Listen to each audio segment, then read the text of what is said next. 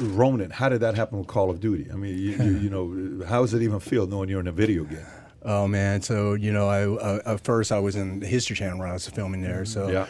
That was with Bill Goldberg, right? What's Bill Goldberg like? Is he cool or what? He's so cool. He's one of my friends. I go out. Goldberg, the wrestler. Goldberg. Yeah. So Bill and I were we're friends. The third best Jewish athlete of all time behind Sandy Koufax and Adam Sosnick. Oh, there he is. Yeah. Wow. Yeah, so that was my first time being on the set. Like literally, that day was my first rookie day. year. Yeah, Rookie day. That's day one. Wow. That was the second season. So we did 3 seasons, really popular. It got really, so it was broadcast in like 12 different countries. This is what show? Knife or Death. Beating the hell out of ice with knives. Ropes don't stand a chance, yeah. So you're a big dude, man. The Goldberg must be 6'6". How big is this guy? He was 260 there. But height-wise, I mean, that guy's massive. Oh, he's like 6'4". Okay. He was a defensive end in the NFL before he was a wrestler. That guy don't play. Yeah. But he's so intense, you know. I want to bring you to this day. So I'm here, right? So He's intense. Right. I have my notes. You're literally the most intense person I've ever met in my life, and you're calling him intense. So I had my notes, and I was sitting there. Dude, it was like 115 degrees in that hangar because they had these fire barrels. It's in the middle of the summer in Atlanta, right? Yeah. So I had these fire. So I'm sitting there. And it gets hotter during the day. People don't know the lights that are on. It gets hotter and hotter and hotter. Bill comes in with his shirt off, his cowboy boots, you know, and he was like, "It's so fucking hot in here." And he goes, "I need a cooling tent and this and that." And I'm like, I don't even know what a cooling tent is. So then typical Hollywood star. Love him though. Then he looks at me and he was reading his note and then he looks at me, he goes, "Are you fucking meditating?" Because I was sitting there like this and I said, "I'm slowing down my heart rate." Not anymore, Bill. Right, I'm slowing down my heart rate because then it cools down my body so I won't, you know, sweat, right? So here's Bill trying to meditate. He's so funny though. You know, that was one of my first days. He tried to meditate. You got Bill Goldberg to try to meditate with you. Yeah, he tries to meditate. He's a pretty cool dude, right? So he has a spiritual side to him. What you see, he is high energy. Yeah. But getting back Call of Duty, so we were doing close quarters training in San Francisco, right? And Infinity Ward, they follow us, you know, on social media, on YouTube. So I post where I am and I post like what I'm doing, right, training. And I was training close quarters battle. And Infinity Ward emails us and say, "Hey, can you fly out to LA?" You know, so here we are, we're toting our guns, our equipment. Kai, can you pull that up? Type in Call of Duty Tu Lam. And then we go out there. It was my wife and I. And we're standing out there, and we met the president, right? So first we met the teams, and they're broken. Man, they're so professional. They're broken up, so creative. And then the president comes out, and he was a fan, and he said, "Hey, man, big fan. Thank you for everything you do." And he goes, he talked to us for a good 3 minutes, and he said, "How can I get you on the game?" And I was like, "Excuse me?" And he goes, "How can I get you on the game?" My wife is standing there, and she goes, "Well, if you want Ronin, he has to come in as Ronin." And he goes, "Okay, what else?" And we run our own gear. You know, we design. Yeah. And then she's like, "Well, you know, if you want that, then, you know, he wears his own gear." He goes, "Okay, done deal. Is that your gear? That's your..."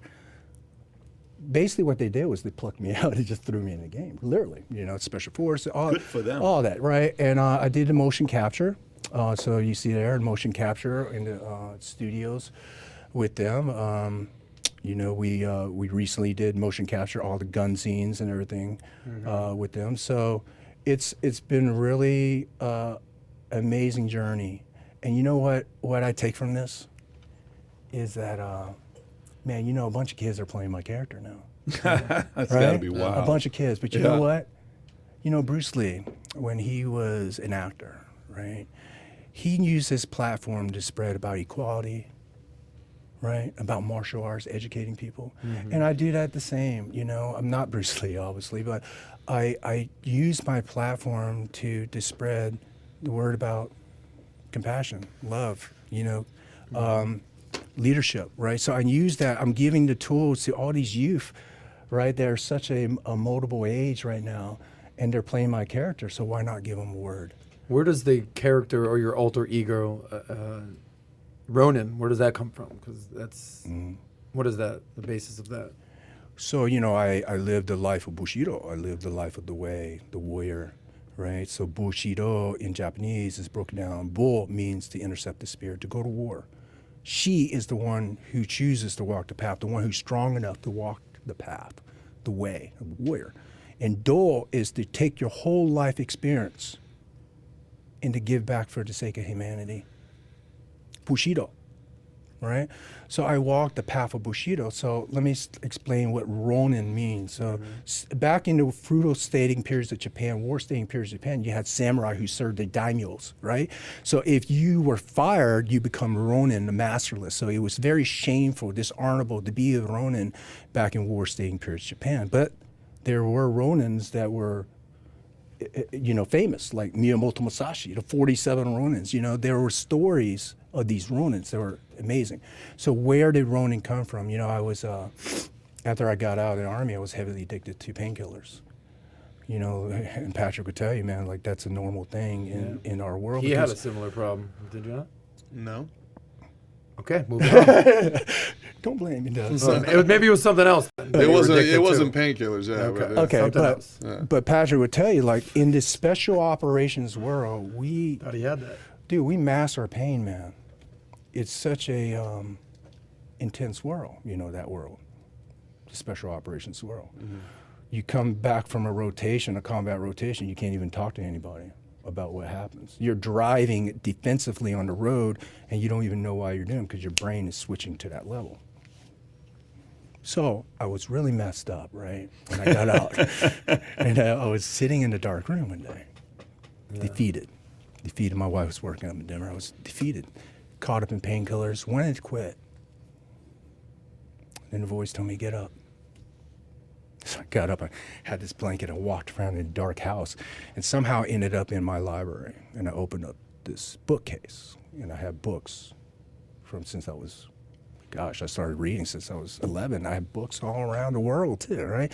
And somehow I just reached in, I grabbed the book, didn't even look, and it was the Book of Five Rings by Miyamoto Musashi, a Ronin that was born in the late 1500s and died in 1645. After writing the Book of Five Rings, now I'm holding in my hand. He wrote it in a Buddhist cave after meditating for 3 years, finding his peace. And here I am holding this book in my hands. And the passage said, all your love, all your emotion, everything exists. Everything exists. Look nowhere else but within. So. It's a legendary book, by the way. It's like Art of War, Five Rings, 40 Laws of Power, I think, talks about five rings. Yeah, it's 33 Strategies of War book. Also spends a lot of time talking about that. Fascinating stuff. So if you enjoyed this little short segment from the podcast that we did, here's another short segment to watch. Or if you want to see the entire podcast, click over here. Take care, everybody. Bye-bye.